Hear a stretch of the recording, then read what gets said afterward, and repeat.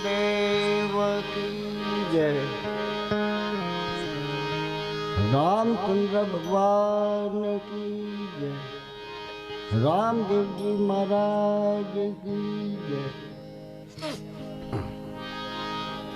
नकड़ंगी नाथ की, अखंडानंद की, हरि गुरु संत की, सनातन धर्म की। જે પેલા જે ચાલુ હતું એટલું રાખો। गणपति महाराज की, रवि भान साहेब की, सत कबीर साहेब की, अमरदास बापा की, सवाराम बापा की, बलदेवदास महाराज, वासुदेव महाराज की, हरिदास बापा की, विधराम महाराज की, सर्वे संतन की, चार धाम की, चार संप्रदाय की, 7 अखाड़ा की, 52 बारा की, जय अनंत कोटि विष्णु रमते राम की, रमते राम की जय। ज्ञानी ध्यानी की जय। जानी मकानी की जय। कोठारी भंडारी की, नागा निर्वाण की जय। गुपत प्रगट की जय। नवनाथ 84 सिद्ध की जय। सर्वे शक्ति मात की जय। सर्वे संतन की जय।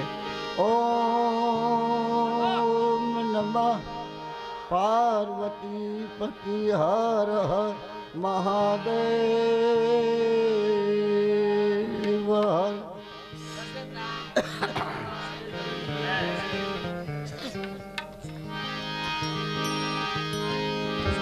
આજના રોજ ભક્તરાજ કાનજીરામ એમના જે ધર્મપત્ની શાંતિબાઈ અને ખરેખર એમના જે વડીલોની જો વાત કરીએ આપણે કે જેના મા બાપ સંસ્કારી હોય તો એમનો પરિવાર પણ સંસ્કારી હોય છે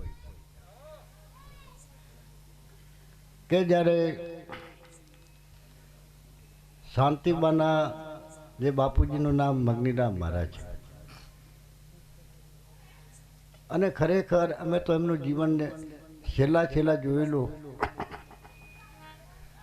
અને એ રાપરની જગ્યાના પોતે સેવક બન્યા ત્યારે અમરદાસજી બાપાને ચેડે વસરામદાસજી મહારાજ થયા અને વસરામદાસજી બાપુ રાપરની ગાદીના જ્યારે મહંત બન્યા અને એ ટાઈમ મગનીરામ મહારાજ કે મારે સાધુ બનવું તો વસરામદાસ બાપુ કે એમને સાધુ ના બનવાય કે એમને લગભગ 4-5 વર્ષ એ જગ્યામાં રહી કાવડ લઈ ચપટી માંગી અને અહીંયા રામરોટી રોટલા બનાવી અને એમને સેવા કરી હતી કોને મગનીરામ મહારાજે હવે એમને જ્યારે ગુરુ મહારાજ નિવાજ્યા એટલે પોતે વસરામદાસજી બાપુએ એમને એક સાધુ બનાવ્યા તે એમના જે સાસુ હતા ને કે તમે સાધુ કેમ બની ગયા તે આપણે પેલા મરચા વાંટવાનો નતો પથરો આવતો હા આટાને એક ઠપકાર્યો હો મરચા વાંટવાનો પથરો ઠપકાર્યો તમે સાધુ કેમ બની ગયા મારી દીકરીને તમે રખડતી કરી દીધી તમે આવું કર્યું હવે એમ કરી અને ખરેખર જીવનની અંદર જે જૂના જો આપણે આ મફારામ એમને પૂછજો કે એમનો સ્વભાવ કેવો હતો પછી આ બાજુ કાનજીરામ આ બાજુ તો જે આપણે શાંતિબાના હતા જે બાપુજીની સાધુ 2 માણસો હતા એમનું નામ મણિમા મગનીરામ મહારાજ રાપરની જગ્યાના સેવક અને જે જીવનની અંદર એમને જે કંઈ સેવા કરી ખરેખર એને એક તો ધન્યવાદ કહેવાય. વિશેષમાં જે કાનજીરામ અને જ્યારે રામદાસ આ બે ભાઈ અને એમના જે માતુશ્રી જે મણિબા હતા એ તો તમે બધા જોયેલા ને. તો જે આપણે કાનદાસ જે રામદાસ એ તો એમના બાપુજીનું નામ તો શું હતું? શિવરામ ભગત કરી નામ હતું. પણ જ્યારે મણિ માતા જ્યારે આપણે ચીવરદાસના ઘરમાં ચીવરદાસનું હે જે પછી મણિમાં ચીવરદાસ ને ચીવરદાસના ઘરે ગયા ને જ્યારે પછી ચીવરદાસના ઘરમાં જ્યાં એટલા બે ભૈયાને હંગાતે લઈ ગયા હતા. તો આજે પાટણબરો જે કહેવાતો ખરેખર એ જે પાટણબરાની જે સમાજ એ ટાઈમે જો રામદાસ આજે કાનદાસ મણિમાતા અને કેવડદાસ ગામડે ગામડે રામસાગર અને રામસાગર લઈ જે ભજન કરી અને હરેક આત્માઓને ચેતાયા હતા. એમને ચેતાયા. જો મણિમાં જ્યારે સાધુ હતા ને ઝબો પહેરતા ધોતી પહેરતા ભજન ગાતા. આ તો સાચું ને. એમને જે આપ જો એટલે એ જે બેઠા હોય ને તો બધાને દર્શન કરવાની ઈચ્છા થતી. અને જ્યારે પછી પોતે સાધુ બન્યા ગામડે ગામડે જઈ એમને જીવનમાં ભજન જ કર્યું છે, નથી કર્યું એવું નહીં. અને પછી એમને બધા સેવકોય થયા. એમને જે સેવકોય થયા તો એ જે મણિમાતા જે કેવડદાસના આપણે એ એમને સેવકો તો હતા જ. પછી રામદાસ અને કાનદાસને જે કેવડદાસના જે સેવકો હતા એ પણ એમને માનતા હતા. નતા માનતા એવું ને. રામદાસની જ્યારે આપણે સેવક સમાજની મેલીપા જઈ ભજન સત્સંગ અને એમને જીવનની અંદર હરેક આત્માઓને ચેતવવાનો જ ઉપાય કર્યો. જીવનમાં કોઈ કર્મમાંથી મુક્ત થાય એવું જીવનની અંદર આપણે જો ખરેખર એ રામદાસ અને કાનદાસ અને જો મા બાપ જો કદાચ સંસ્કારી હોય તો તમે બધાને ખબર છે કે જે આપણે કાનદાસને એક નિયમ હતો. પોતાનું જીવન રહ્યું ત્યાં સુધી કર્મકાંડની ધારામાંથી જીવન ચાલ્યું. પોતે નાવું ધોવું ભગવાનને ધૂપ દીપ અસ્તુતે વંદના કરી અને કાયમના માટે ગીતાજીનો પાઠ ગીતાજીનો પાઠ એમ કે કથા કરી અને પોતે પાણી પીતા હતા, પ્રસાદ લેતા હતા, ચા પાણી પીતા હતા. તો જેને ગીતાજી જેને મોઢે હોય તો ગીતાજીનો જે મહિમા 18 દિવસ જેને આપણે યુદ્ધ થયો. 18 દિવસના યુદ્ધમાં જ્યારે 18 પર્વની જે કથા 18 પર્વની જે કથાનું જે આપણે ગ્રંથ જે ગીતાનું જે ગ્રંથનું બંધારણ કર્યું અને એ ટાઈમે જ્યારે કુરુક્ષેત્રની મેલીપા અર્જુનજીને જ્યારે ભગવાને વિરાટ સ્વરૂપ ધારણ કર્યું અને એ ટાઈમે જ્યારે કૃષ્ણ ભગવાને જ્યારે આપણે ગીતાજીનો મહિમાનો એક વાત કરી હતી. અર્જુનજીએ પ્રાર્થના કરી કે હે પ્રભુ કે જે ગીતાનો જે મહિમા મને સમજાવો. તો આપણે વારંવાર એક શબ્દ તો વાપરીએ. પરમાત્મા એમ કહેતા હોય કે મારા ભક્ત મહાન, ભક્તો એમ કહેતા હોય કે મારા પ્રભુ મહાન, આ બાજુ ગુરુ એમ કહેતા હોય કે મારા સેવક મહાન, આ બાજુ સેવક એમ કેમ કહેતા હોય કે મારા ગુરુ મહાન. આ મહાન ત્યારે કહેતા હશે કે બેની પાસે જે મહાનતા હોય એટલે એને મહાન કહેવામાં આવ્યા. બેની પાસે મહાનતા. તો આજે પરમાત્મા અનંત કરાના જે માલિક કહેવાય છતાં એમને જે મર્યાદા રાખી અને અર્જુનજીને કીધું કે હે અર્જુન, જો જે ગીતાનો જો મહિમા જાણવો હોય તો બ્રહ્મનિષ્ઠ મહાપુરુષના તું ચરણ સેવ અને તારે તને ગીતાનો મહિમા સમજાવશે.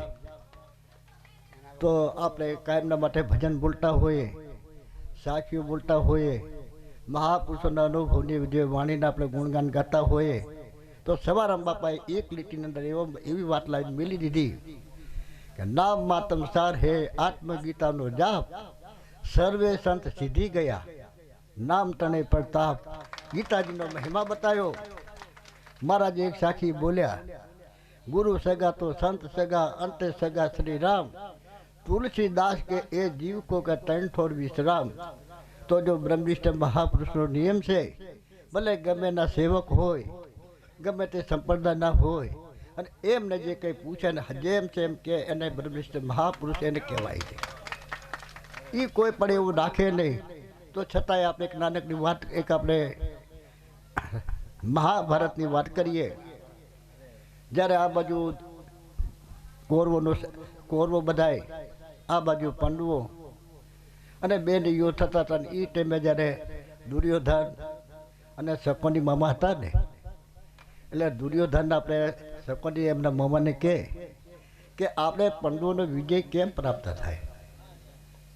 એટલે તેથી શકુની હાવ હાથું બોલ્યા કે એક કામ કરો કે જે સહેદેવ જોશી મહારાજ ગયા એમની પાસે જો તમે ટીપનું જોવડાવો તો જેમ છે એમ એ હાથી હાથું કહે છે કે દુર્યોધન કે એ તો કે આપણા વિરોધી છે કે હવે વિરોધી માણસ આપણને સાચું કે પણ એ આપણા મનમાં છે, એમના મનમાં નથી કે. દુર્યોધને નક્કી કર્યું. પછી દુર્યોધન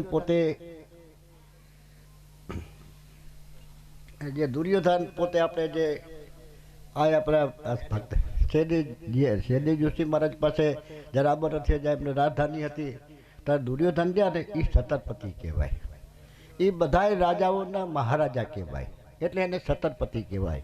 અને કૃષ્ણ પરમાત્મા સુધી એમને વેરા આપતા હતા. આજે આપણે જે બધા નાના નાના રજવાડી હતા ને, અને એલા બધા જે કંઈ ખંડ આપણે ફંડફાળ જે ખંડ બોલે ભરવાનું આવે ને એ બધું દુર્યોધન આપતા, એટલે એને સતરપતિ કહેવાતા. એટલે દુર્યોધને નક્કી કર્યું. સહેદેવ જોશી મહારાજના જ્યારે પછી એમનું મકાન હતું, એમનો જ્યાં બંગલો હતો રહેવાનો, પોતે અહીંયા આવે એટલે પોતે આપણે જે જોઈ ગયા. સહેદેવ જોશી મહારાજ કે ધન્યવાદ, આપણો રાજા કહેવાય.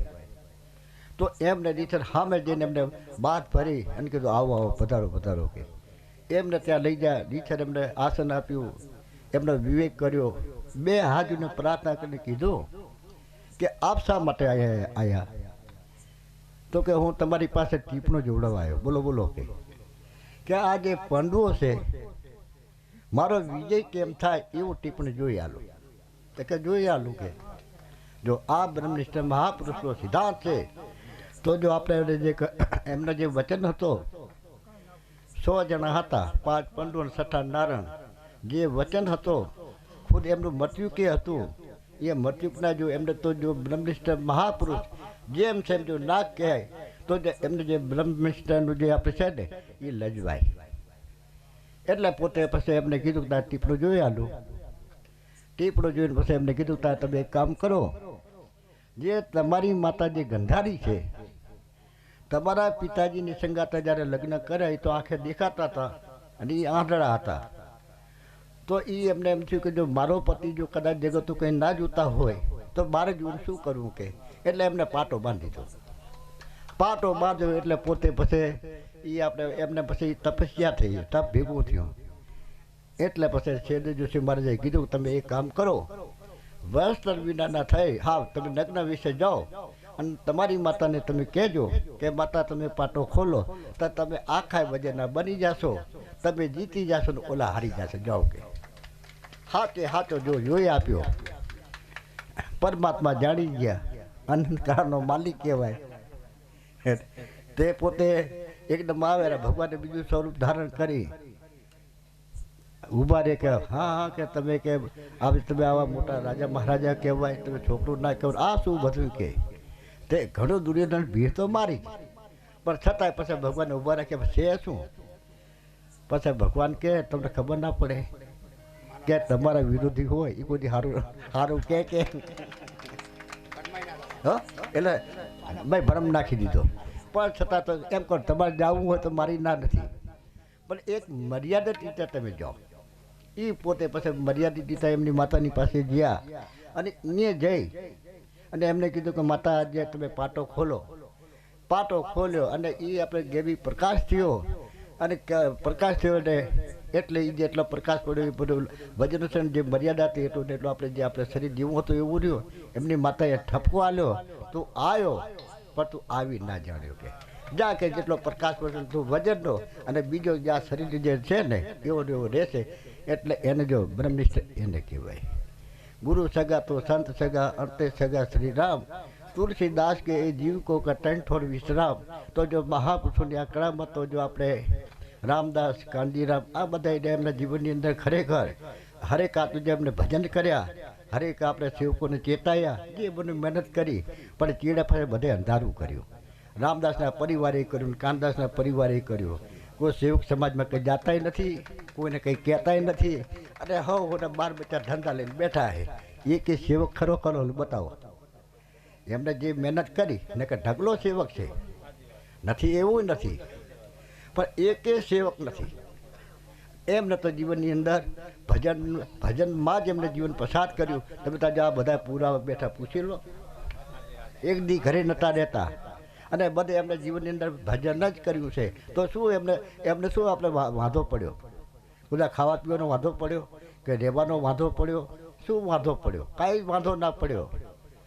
અને જો આ એમનો જે ચીડે પરિવાર બધા એને આ બધા ધંધા પકડીને બેસી જાય ને કે ભલા મારા આટલા બધું એમને મહેનત કરી કે જા આપણે જેથી કરીને એ તમે જોવો ને કે એ આપણે એ બધી પાટણની સમાજ તમે જુઓ ને તો એ એમને આખી જિંદગી ભજન કરી ખેડ બ્રહ્મા, મેટપર, વિસનગર આ બધા ગામડામાં ફરતા હતા અને અહીંયા કંઈ જીવનની અંદર એમને ભજન જ કર્યું છે. તો આજે આપણે શાંતિબાના નિમિત્તે આપણે બધા સૌ આપણે સાધુ સંત મહાત્માઓ, આપણા ઈષ્ટદેવ, આપણે હરિબાપા રવિભાન સંપ્રદાયના આપણે ગુરુ મહારાજ ગિરધારામ ગુરુ હરદાસજી બાપાના ચરણોમાં કોટી કોટી વંદન. આપણા ઈષ્ટદેવ રામચંદ્રજી ભગવાન જ્યાં સાધુ સંતો બેઠા હોય તો એમના ચરણોમાં વંદન. વિશેષમાં સગાવાલા સર્વે ગત આ બધા સાજિંદાઓ અને બધા આપણે એમના જે પ્રસંગમાં આવ્યા તો ધન્યવાદ. જય સિયારામ. તો આ ખાલી બે ભજન આપણે બોલીએ.